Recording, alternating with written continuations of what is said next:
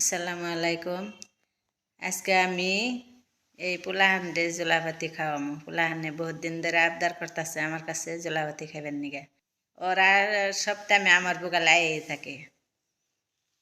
আমি বাড়িতে যে টাইমে থাকি ওরা আইফই 2-4 জন আমার বোকালে। আর জোলাভাতি দেও, জোলাভাতি খামো তোমার রাতের। তো আমি তো টাইমও বেশি মিলে না, অল্প সময় পাইছি, কইছে আয় আজকে তোকে জোলাভাতি খাওয়াই। জোলাভাতি চকে খাইব, এই জন্য আমি চকে নিয়ে গেছি। দেখেন তো আমার নগে নগে কাম সহায় করে দিতেছে। এদিকে বেলাও নাই, বেলাও কম। তো আমার একটা দিদিরে কইছি, দিদি তুমি আমার নগে সহায় করে দিও রান্না বাড়া। আমি ক্যামেরা ধরছি আর আমার দিদি রান্তাছে।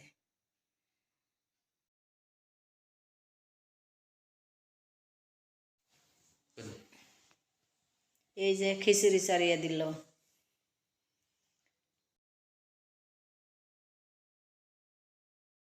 তো কিবা কারণে দেরি হয়েছে। এই যে আমার ভাই বোনরা বয়ে রয়েছে, খুব আশা জোলাভাতি খাইব আমার কাছে। এই যে আন্ডা ওরাই চলিয়া দিল, অগো কইছে আমার সহায় করে দাও। পরে দিছে সহায় করে। আর দিদি আন্ডা চড়িয়ে দিল। দিদিরে কইছি দিদি তাড়াতাড়ি রান্না তো। পরে দিদি খুব তাড়াতাড়ি করতেছে। দেখেন না আগুন কিরকম করে জ্বলবার নিচ্ছে। এই যে আলু ছলিয়া মিহি করে আলুটি দিয়ে দিছে। খিচুড়ির নগে অল্প ঝোল না হইলে ভালো হয় না, যার জন্যে আন্ডার নগে আলু দেওয়া হইল।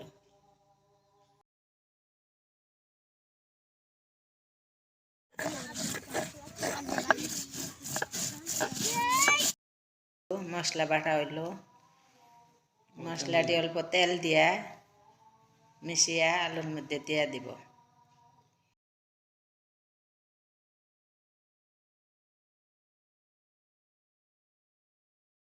এই যে জিরা দিয়া হইতেছে মশলা, জিরা মশলা খিচুড়ির মধ্যে মিশিয়া দিয়া দিল।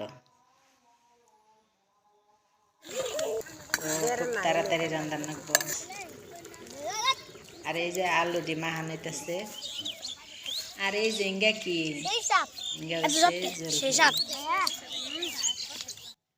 রান্দা হইলই হনালা খাইবার দেই।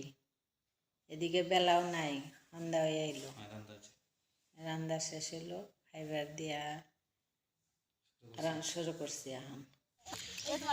ভিডিওটা কেমন হইলো আপনারা দেখবেন, দেখে কমেন্ট বক্সে জানাবেন।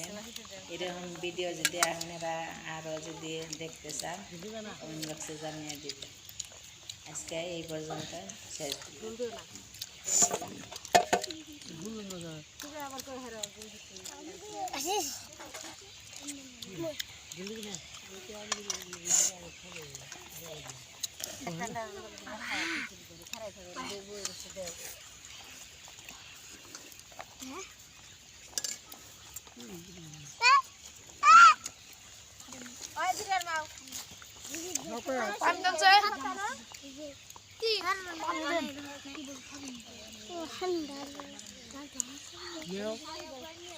দাদি পানি দিবা খাও।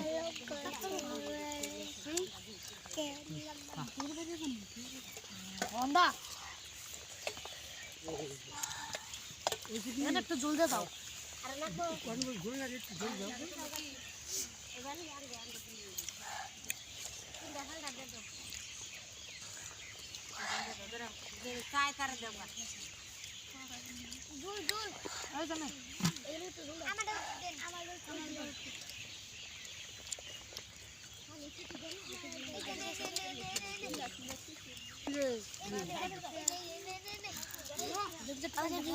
গরম আমি গাহির দিয়েছিলেন এক মশলা খুলে করে কথা কই